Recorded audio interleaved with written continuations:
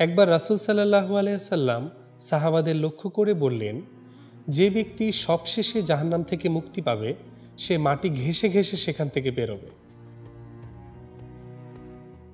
তাকে বলা হবে, জান্নাতে যাও। সে জান্নাতের সামনে গিয়ে দেখবে জান্নাতীরা পুরো জায়গা দখল করে নিয়েছে। সে ফিরে এসে বলবে, হে আল্লাহ, জান্নাতের পুরো জায়গা তো দখল হয়ে আছে। আল্লাহ বলবেন, তুমি আমার কাছে যা ইচ্ছে তাই চাইতে পারো। সে প্রয়োজন মতো চাইবে। বলা হবে, তোমার চাওয়া জিনিস সহ 10টি দুনিয়ার সম এক পৃথিবী তোমাকে আমি প্রদান করলাম। এই ব্যাপারটিকে সে নিছক তামাশা মনে করবে।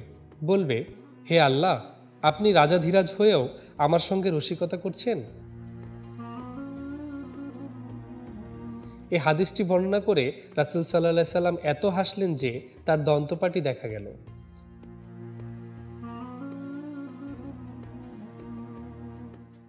ইসলামের সঠিক ইতিহাস, দোয়া, মাসালা এবং অন্যান্য গুরুত্বপূর্ণ বিষয় সম্পর্কে জানুন।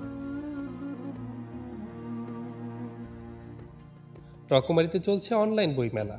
সেরা দামে সকল ইসলামিক বই পেতে ভিজিট করুন রকমারি.com।